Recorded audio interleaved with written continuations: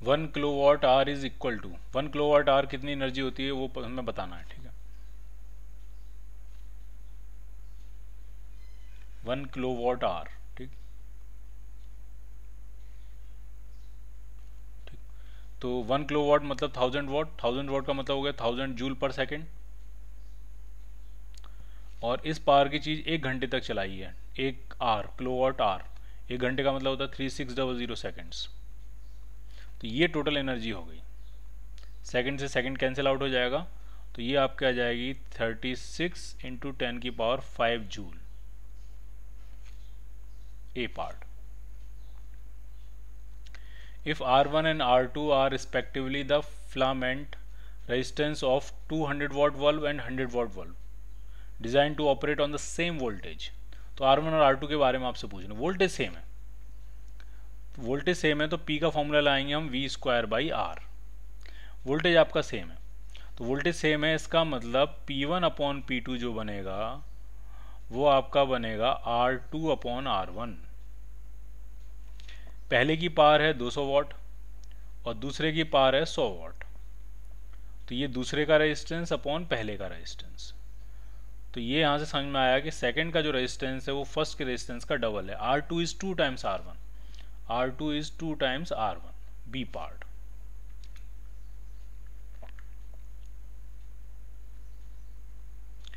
An electric valve have tungsten filament of same length। Tungsten filament है same length. अगर एक bulb जो है वो 60 वाट देता है और दूसरा बल्ब 100 वाट देता है, लेंथ सेम है, ठीक, आराम समझना। तो बल्ब के केस में पावर का फॉर्मूला B² यूज़ कर रहे हैं हम, क्योंकि वोल्टेज सबके घर में सेम आता है। तो जितनी पावर ज़्यादा होती जाएगी उतना रेजिस्टेंस कम होता जाएगा। तो 100 वाट वाले का रेजिस्टेंस कम होगा और 60 वाट वाले का रेजिस्टेंस ज़्यादा होगा। इतनी बात क्लियर है। इसका रेजिस्टेंस कम है। अब लेंथ सेम है तो रेजिस्टेंस का फॉर्मूला क्या बना, रेजिस्टेंस लिख लेते हैं। 100 वाट का जो रेजिस्टेंस है वो कम होगा किससे, 60 वाट के बल्ब के रेजिस्टेंस से। अब रेजिस्टेंस का फॉर्मूला खुद क्या होता है, तो वो होता है ρL/A। दोनों ही टंगस्टन के बने हैं, दोनों का मटेरियल सेम है, दोनों की रेजिस्टिविटी सेम होगी, दोनों की लेंथ सेम है। इसका मतलब रेजिस्टेंस एरिया पे डिपेंड करेगा और एरिया के इन्वर्सली प्रोपोर्शनल होगा। यानी 100 वाट वाले का रेजिस्टेंस कम है तो 100 वाट वाले का एरिया ज़्यादा होगा। तो area, cross section area of 100 watt bulb filament is greater than cross section area of 60 watt resistance 60 watt bulb filament. कौन सा थिकर हुआ, 100 वाट वाला फिलामेंट थिकर होगा, ए पार्ट।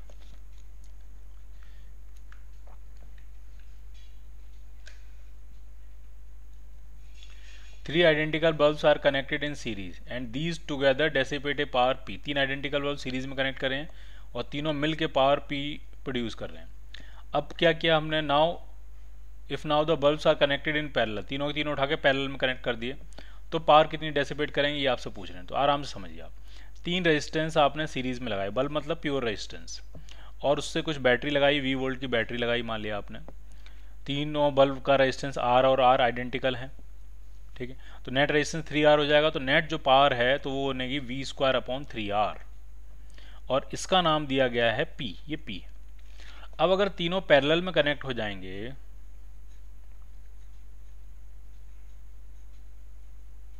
और उससे ये V वोल्ट की बैटरी यहाँ कनेक्ट कर देंगे हम, तो ये R और R ये कितना बनेगा, R/3।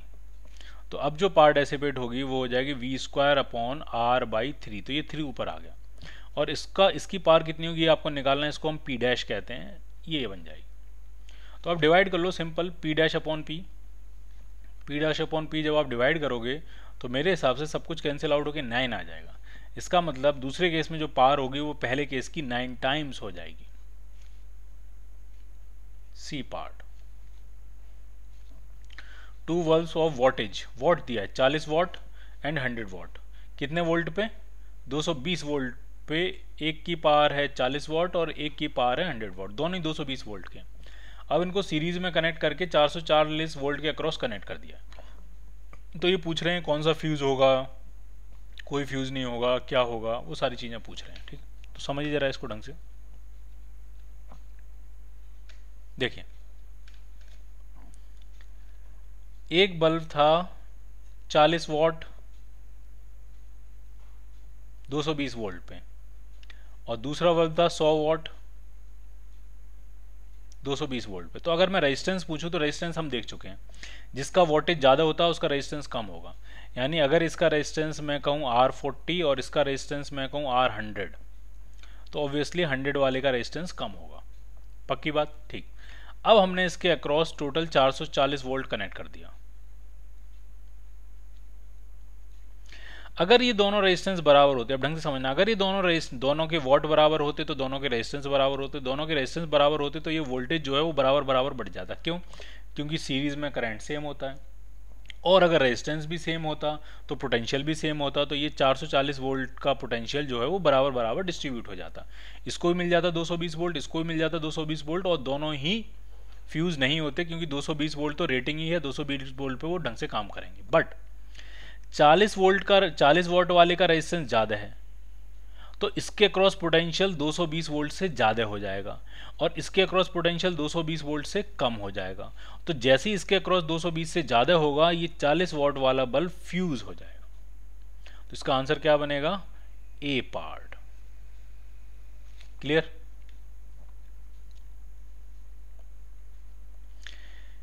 A and B are two bulbs connected in parallel. A is glowing brighter than B. Then the relation between RA and RB is, ठीक है। दोनों बल्ब पैरेलल में कनेक्ट हैं, सिंपल है। पैरेलल में कनेक्ट है तो इसका मतलब पोटेंशियल सेम होगा, पैरेलल में पोटेंशियल सेम होता है, और पोटेंशियल अगर सेम है तो पार का फॉर्मूला हम लगाएंगे V²/R। पोटेंशियल सेम होने के बाद जिसका रेजिस्टेंस कम होगा उसकी पार ज़्यादा होगी, वो ज़्यादा ग्लो करेगा।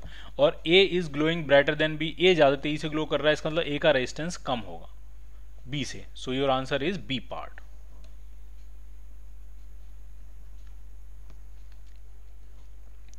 A resistor of resistance R is connected to an ideal battery. If the value of R is decreased, the power dissipated in the resistor will be, ठीक है। एक रेजिस्टेंस है R, उसको आइडियल बैटरी के साथ connect किया, कुछ V volt की बैटरी होगी। अब R को डिक्रीज करेंगे तो पावर तो बढ़ेगी, क्योंकि बैटरी से कनेक्ट किया, V वोल्ट की बैटरी, आइडियल बैटरी, तो पावर V²/R का फॉर्मूला चलाएंगे। जैसे जैसे R कम करते जाओगे, पावर क्या होती जाएगी आपकी? बढ़ती चली जाएगी, तो will increase.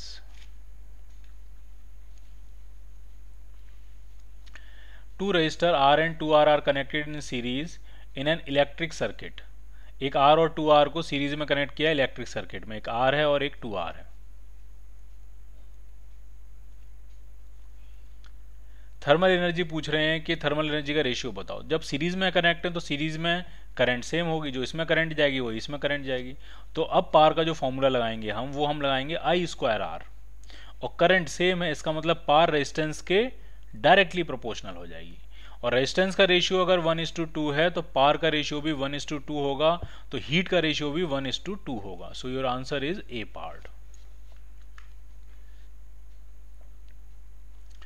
To resistances R and 2R are connected in parallel in an electric circuit. अब इसमें क्या है, ये दोनों पैरेलल में कनेक्ट हैं, तो जब पैरेलल में कनेक्ट होंगे तो पैरेलल में पोटेंशियल सेम होता है, तो पावर का फॉर्मूला हम क्या लगाएंगे? V²/R। यानी पावर जो है वो रेजिस्टेंस के इनवर्सली प्रोपोर्शनल है। रेजिस्टेंस अगर 1:2 में है तो पावर जो होगी डेसिपेट वो 2:1 में होगी, तो थर्मल एनर्जी भी किस में होगी? 2:1 में। So your answer is B part.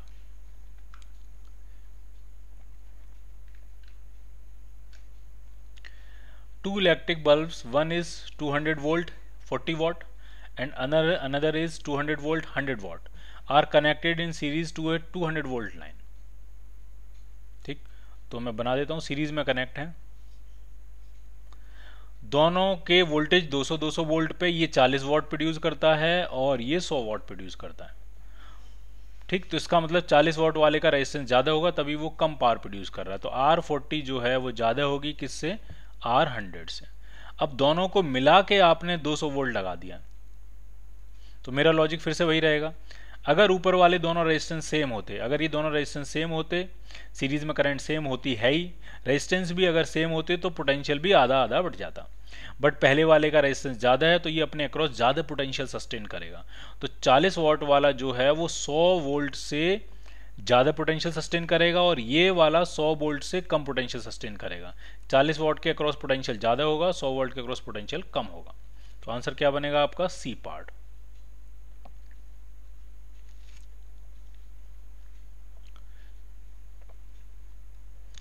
In a circuit shown in a figure, the 5 ohm resistor develops a heat of 10 calorie पर सेकेंड।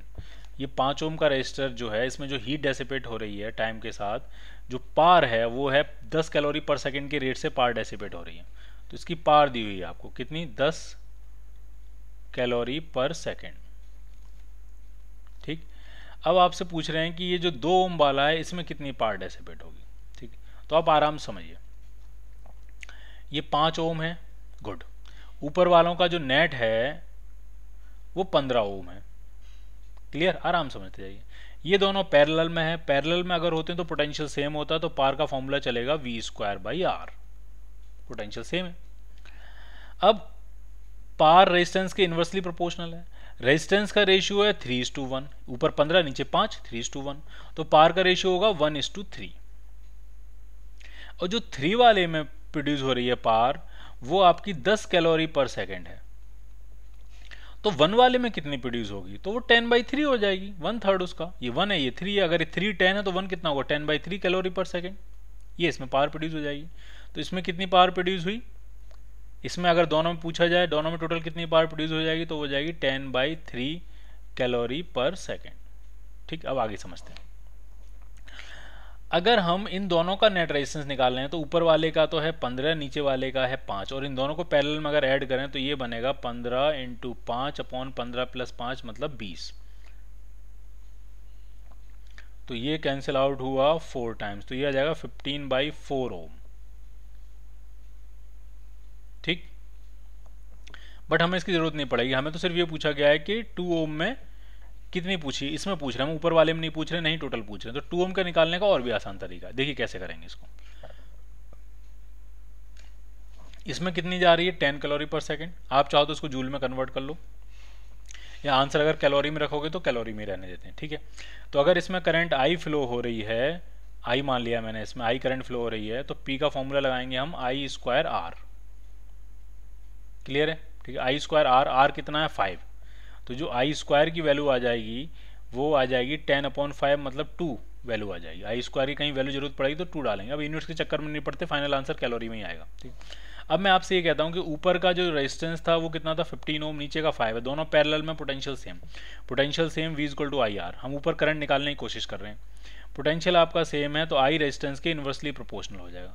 जिसका रेजिस्टेंस 3 गुना, उसमें करंट 1/3 हो गया, यानी इसमें करंट होगी I/3। तो यहाँ से टोटल करंट जाएगी 4I/3।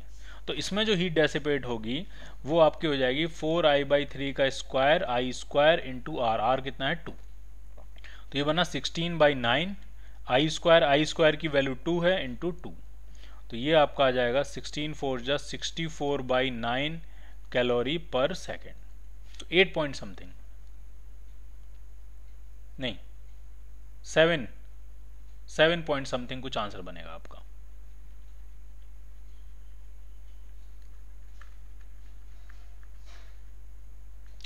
तो ये आपका आंसर बना B part, 7.1 calorie.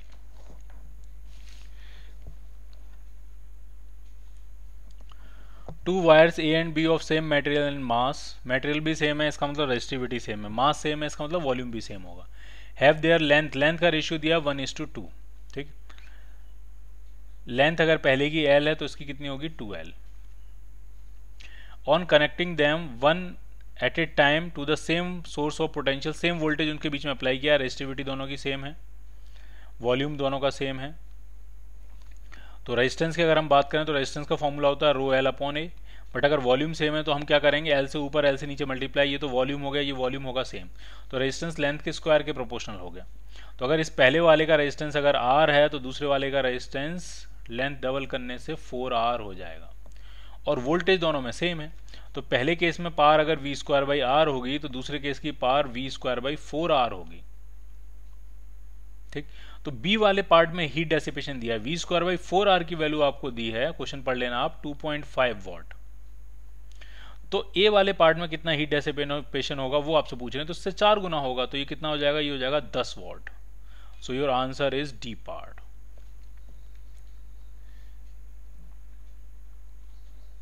A constant voltage is applied between two ends of a uniform metallic wire। एक यूनिफॉर्म मेटलिक वायर है, कांस्टेंट वोल्टेज अप्लाई करें, उसके अंदर कुछ हीट डेसिपेट हो रही है। ठीक, कुछ हीट डेसिपेट हो रही है। अब कह रहे हैं कि हीट डेवलप्ड इज डबल, किस केस में हीट डेवलप्ड डबल हो जाएगी, ठीक है। तो आराम समझिए, कांस्टेंट वोल्टेज आपने अप्लाई किया है तो पार का फॉर्मूला लगाएंगे हम वी स्क्वायर बाई आर। तो जिस केस में रेजिस्टेंस आधा हो जाएगा उस केस में हीट डेसिपेटेड डबल हो जाएगी, और रेजिस्टेंस का फॉर्मूला होता है रो एल बाई ए। अब जरा देखते हैं किस केस में रेजिस्टेंस आधा हो रहा है। जिस केस में रेजिस्टेंस आधा उसी केस में हीट डेसिपेटेड डबल। तो पहले केस में both length and radius are half, length और रेडियस दोनों हाफ कर दें। जरा समझते हैं, लेंथ को हाफ कर दिया तो हाफ ऊपर आ गया, और रेडियस अगर हाफ करोगे तो एरिया 1/4 हो जाएगा। तो नीचे आया 1/4, ऊपर आया हाफ, तो ये रेजिस्टेंस 2 टाइम्स हो जाएगा। हमें 2 टाइम्स नहीं चाहिए, हमें हाफ टाइम्स चाहिए। पहला आंसर नहीं बनेगा। दूसरा, both length and radius are doubled, ये हो सकता है। लेंथ को डबल किया ऊपर 2 आ गया, रेडियस डबल करी तो एरिया 4 गुना हो जाएगा, तो नीचे 4 आ जाएगा। ऊपर 2 नीचे 4 तो 1/2 आ जाएगा, रेजिस्टेंस हाफ हो गया। और रेजिस्टेंस हाफ होते ही पार्ट डबल हो जाएगी, तो आपका आंसर बनेगा B part.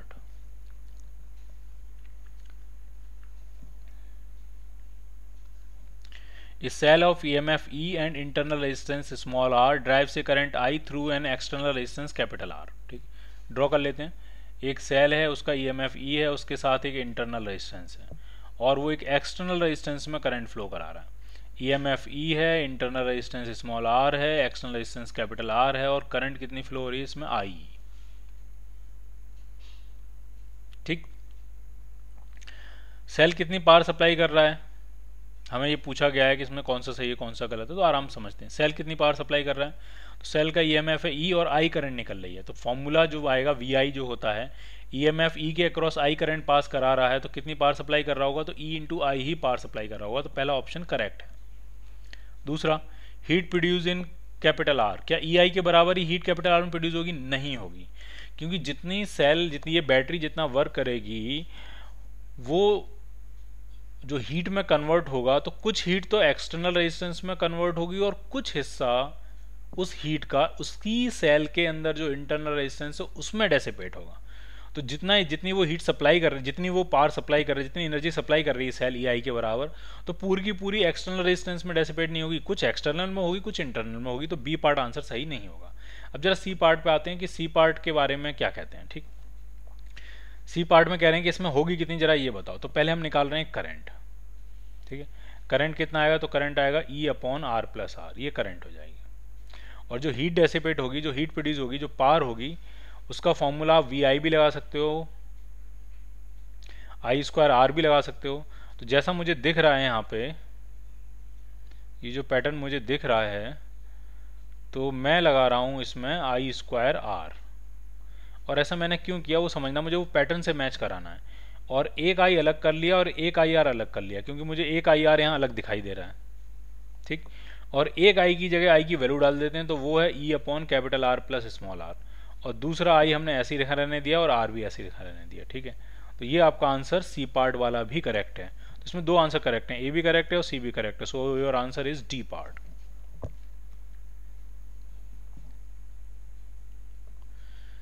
A wire when connected to 220 volt main supply has a power dissipation P1। ठीक है, एक वायर है उसको 220 वोल्ट से सप्लाई किया, पावर डेसिपेशन P1 है, उसका रेजिस्टेंस मैंने R मान लिया, तो जो P1 होगा वो आपका बनेगा V square by R। V कितना है, 220 वोल्ट। अब उस वायर को दो बराबर हिस्सों में काटा और उनको पैरेलल में कनेक्ट कर दिया। अब जरा समझना है इससे होगा क्या। जैसे ये वायर था, इसका रेजिस्टेंस R था, अब जैसे आपने इसको काट दिया तो एक हिस्से का रेजिस्टेंस R/2 और इस हिस्से का भी रेजिस्टेंस R/2, और उनको उठा के आपने पैरेलल में ऐसे कनेक्ट कर दिया, तो R/2 जब पैरेलल में कनेक्ट करोगे तो इनका हो जाएगा R/4, यानी नेट रेजिस्टेंस हो गया 1/4। और जब नेट रेजिस्टेंस 1/4 होगा तो पावर आपकी 4 गुना हो जाएगी, तो जो P2 होगा वो आपका आएगा 4 टाइम्स P1। तो बस ये रेशियो पूछ रहे हैं, P2 अपॉन P1 कितना हो जाएगा, that is 4:1, so your answer is B part।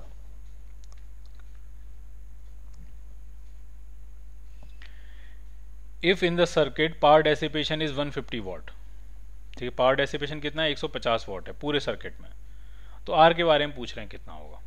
ठीक, अब समझिए 15 वोल्ट की बैटरी है और मैं इन दोनों का नेट रेजिस्टेंस निकाल सकता हूँ पार का फॉर्मूला लगा के। पार जो होगा वो बनेगा V square by R net, जो भी आर नेट है कितना आएगा जरा देखते हैं। पार आई है आपकी 150 वाट, वोल्टेज है 15 इंटू 15, और ये आर नेट कितना आने वाला देखते हैं। 15 से कैंसिल करेंगे कितने टाइम्स, 10 टाइम्स। फिर 5 से कैंसिल करते हैं 3 और ये 2 टाइम्स, तो आर नेट आपका आया 3/2 ओम। और पैरेलल में आर नेट होता कितना है, तो वो होता R1 upon R1 R2 upon R1 plus R2। ठीक है, तो ये R into 2 upon R plus 2। आपको मल्टीप्लाई कर लेना है, सॉल्व कर लेना है, सिंपल। इधर मल्टीप्लाई कर लेते हैं तो ये आ जाएगा 3R प्लस 6 और उधर हो जाएगा आपका 4R। तो R जो आया वो 6 ओम आ गया। So your answer is B part.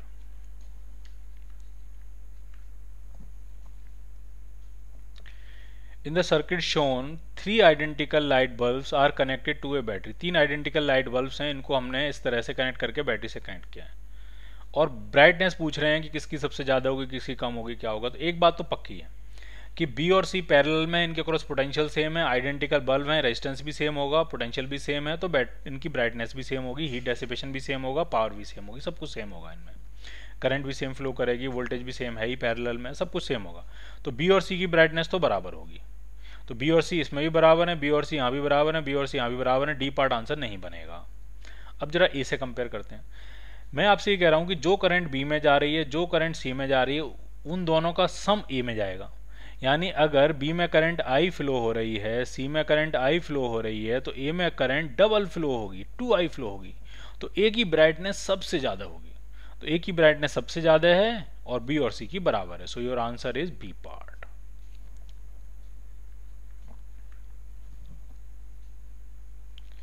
The resistor of resistance R is connected to 25 volt supply and heat produced in it is 25 joule per second। 25 volt की सप्लाई है और हीट प्रोड्यूस हो रही है 25 जूल पर second. Are की value पूछ रहे हैं तो बहुत ही सिंपल है। पी का फॉर्मूला क्या लगाएंगे, वोल्टेज दिया है तो V square by R. Power है 25 जूल पर सेकंड यानी 25 वॉट। 25 वोल्ट की बैटरी है तो 25 इंटू 25 अपॉन आर। तो आर जो है वो भी 25 ओम आपका आ जाएगा, 25 ओम। Some electric bulbs are connected in series across a 220 volt supply in a room. If one bulb is fused, then remaining bulb are connected again in series after removing the fused bulb across the supply. Illumination पूछ रहे हैं तो जरा समझिए। मान लिया series में 5 bulb लगे थे, 1 2 3 4 5, और कितने वोल्ट की सप्लाई थी, 220 वोल्ट की सप्लाई थी। तो टोटल पावर कितनी डेसिपेट होगी, तो are are are are 5R हो जाएगा ये। तो टोटल पावर जो डेसिपेट होगी वो हो जाएगी 220 का square V square upon R. R कितना है, 5R। अब मान लिया एक बल्ब फ्यूज हो गया तो उसको हटा के हमने बाकी सबको कनेक्ट कर दिया, तो अब तो नेट रेजिस्टेंस 4R हो जाएगा। तो नेट रेजिस्टेंस कम हो रहा है और रेजिस्टेंस हम डिवाइड कर रहे हैं, तो यहाँ 5R की जगह जब 4R होगा तो पावर बढ़ जाएगी, तो पावर बढ़ जाएगी। So answer is A part.